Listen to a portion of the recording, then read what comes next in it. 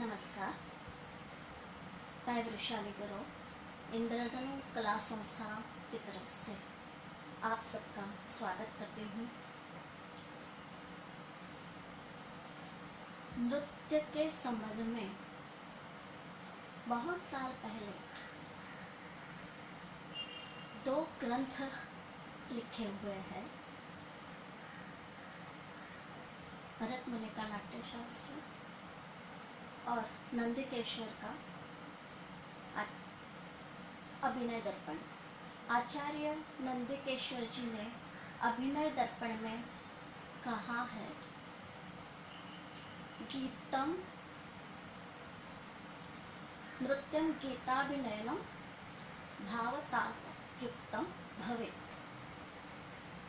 मतलब कि गीत के साथ अगर ताल और भाव दोनों को लेकर अभिनय जब किया जाता है तो उसे ही नृत्य कहते हैं।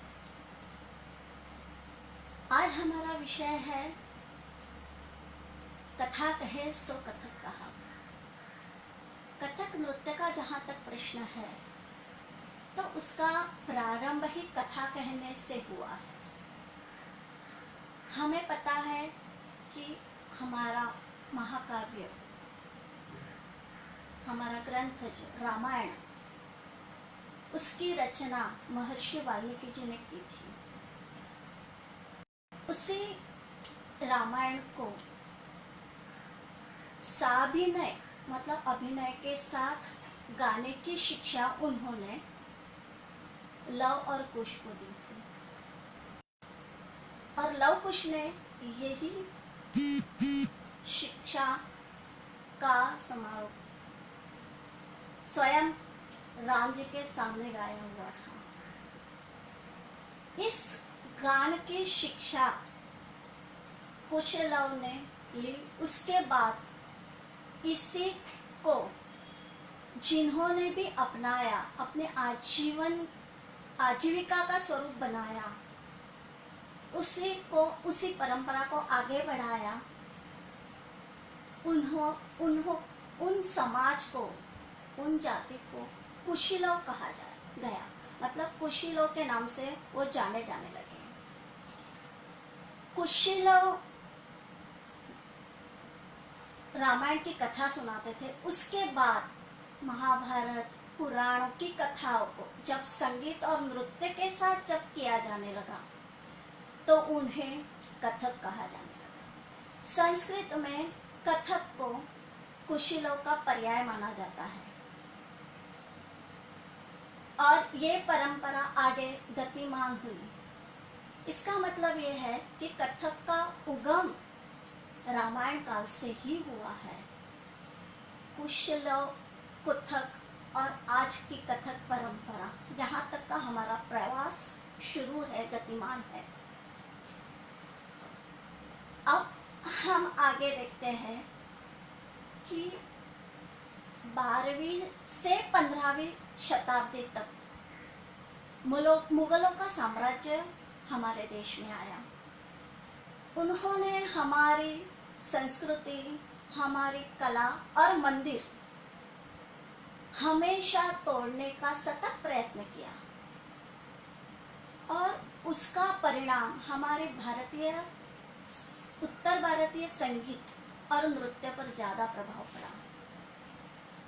उसके बाद 16वीं शताब्दी में सम्राट अकबर का साम्राज्य शुरू हुआ और उस साम्राज्य में उनकी उदार नीति की वजह से फिर से मंदिरों का निर्माण शुरू हुआ। मथुरा, वृंदावन, यहाँ जब मंदिरों का निर्माण हुआ, पुनः निर्माण हुआ, तो वहाँ मंदिरों में कथा गान करने के लिए इन कथकों की नियुक्ति की जाने लगी। मतलब कि हर मंदिर से उन कथकों को जोड़ा हुआ है। लेकिन यहीं पर कथक 2 धाराओं में बटा। एक धारा थी, वो धारा मुस्लिमों के अत्याचार की वजह से ही सही लेकिन राज्याश्रय में गई। वो राजा हिंदू भी थे, मुस्लिम भी थे, लेकिन उन्होंने राज्याश्रय का स्वीकार किया। जिन्होंने राज्याश्रय का स्वीकार किया, वहाँ कथक की टेक्निक का बहुत विकास हुआ, क्योंकि उन्हें आश्रय मिला था, बहुत सी मदद हो रही थी। उसकी वजह से उनका बहुत विकास हुआ, टेक्निकली उनका बहुत ही विकास हुआ। दूसरी जो धारा थी वो मंदिरों से जुड़ी रही। वहाँ वैष्णव संप्रदाय ने उन्हें आधार दिया, मतलब वैष्णव संप्रदाय का आश्रय मिला, और उसी कालखंड को भक्ति काल कहा जाता है।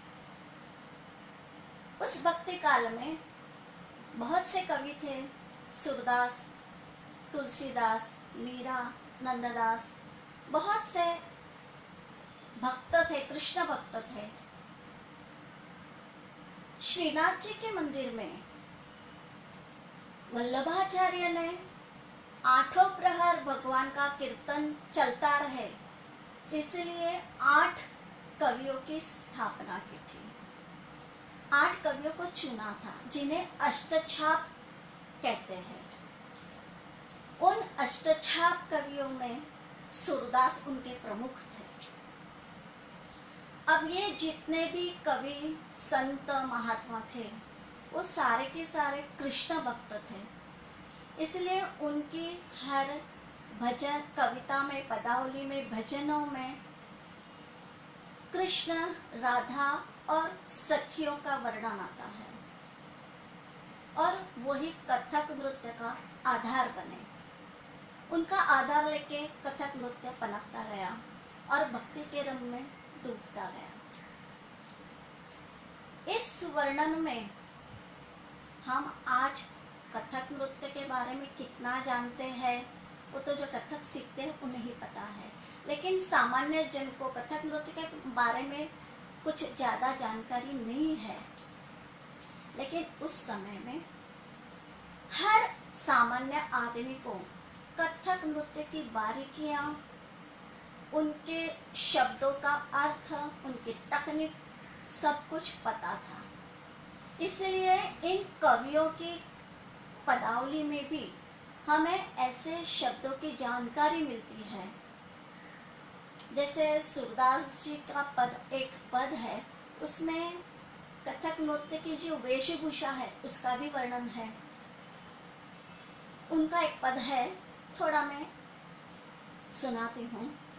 अब मैं नाचो बहुत गोपाल, बहुत नचाया आपने मुझे, मैं बहुत नाचा हूँ। काम क्रोध का पहिर चोलना, काम क्रोध का पहिर चोलना, कंठ विषय की माल, माया को कटी फेटा बांधो, माया का फेटा मैं बांध के रखा हूँ।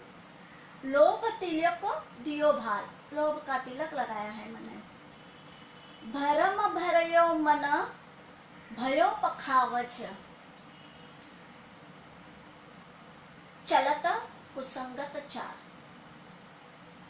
पखावज यानी अनेक वाद्य, उनके प्रकार उन्हें पता थे। कुसंगत चार हम कथक नृत्य में जानते हैं, लयकारियाँ जानते हैं, जैसे आड़ी, बिहाड़ी, कुआड़ी, है ना। यहाँ आड़ी लय, कुसंगत चाल यानी हम आड़े ही चलते हैं। नाना नाद करत घट भीतर, बहुत सारे नाद है, अनेक अनेक वाद्यों के आवाज। जल थल सुधी नहीं काल, हम जल पर है, थल पर है, कहीं। नाना नाद करत घट भीतर, जल थल सुधी नहीं काल।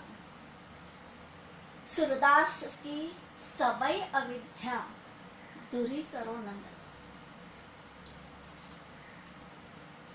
यहाँ हर एक नाद, अलग अलग नादों का वर्णन किया है, हमारी लय का वर्णन किया हुआ है। जलथल सुधी नहीं, मतलब यहाँ चक्कर का कहना है, और ये सारा वर्णन उनके पदों में है।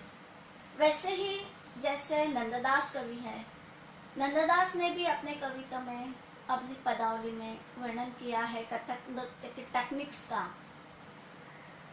उरप, सुलप, फिरत, ये जो शब्द है, जो कथक नृत्य वाले जानते हैं कि क्या है ये, और इन शब्दों का इस्तेमाल उन्होंने किया हुआ है।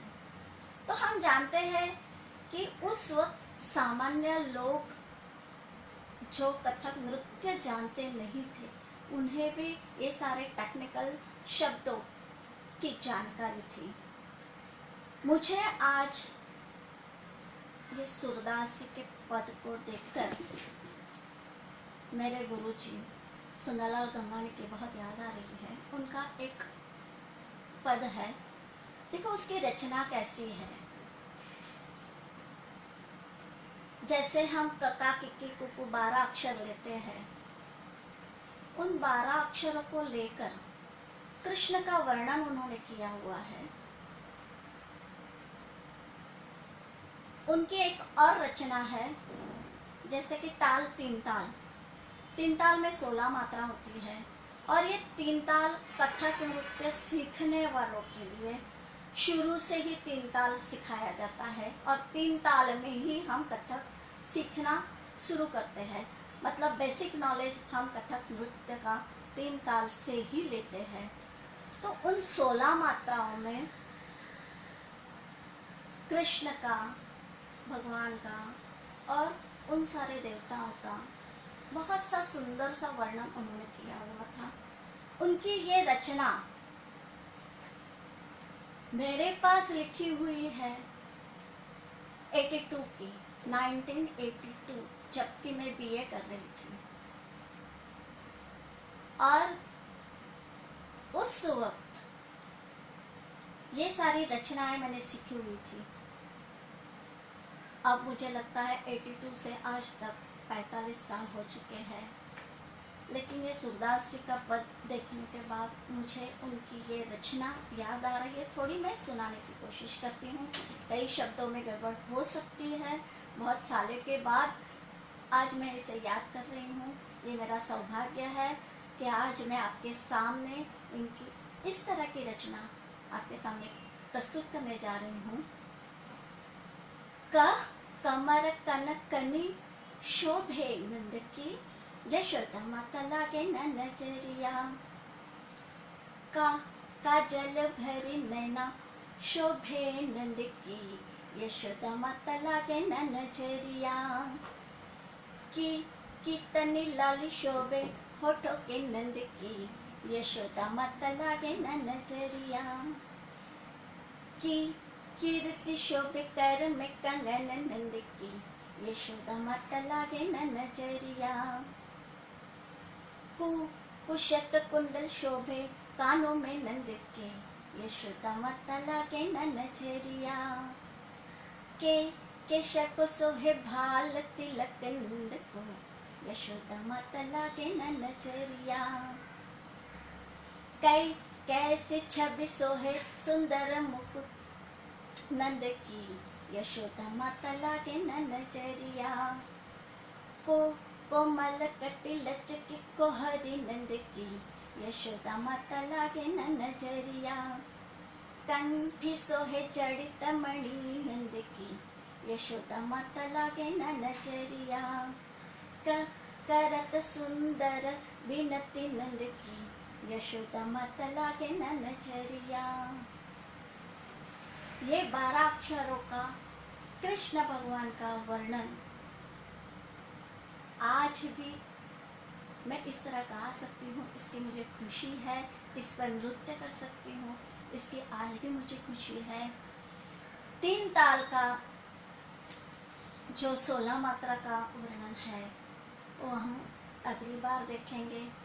अगली बार हम बहुत जल्द फिर से एक नए विषय के साथ आएंगे, नए विषय के साथ कुछ बातें करेंगे, चर्चा करेंगे, आपसे मिलते रहेंगे और इसी तरह कथक नृत्य के बारे में जानते रहेंगे, परिपाठ करते रहेंगे, मिलते रहेंगे। तब तक के लिए वृषाली गुरु को आज्ञा दीजिए। वृषाली गुरु। इंद्रधनु कला संस्था की तरफ से आप सबका धन्यवाद करती है। फिर मिलते हैं। सेफ रहिए, स्वस्थ रहिए। नमस्ते।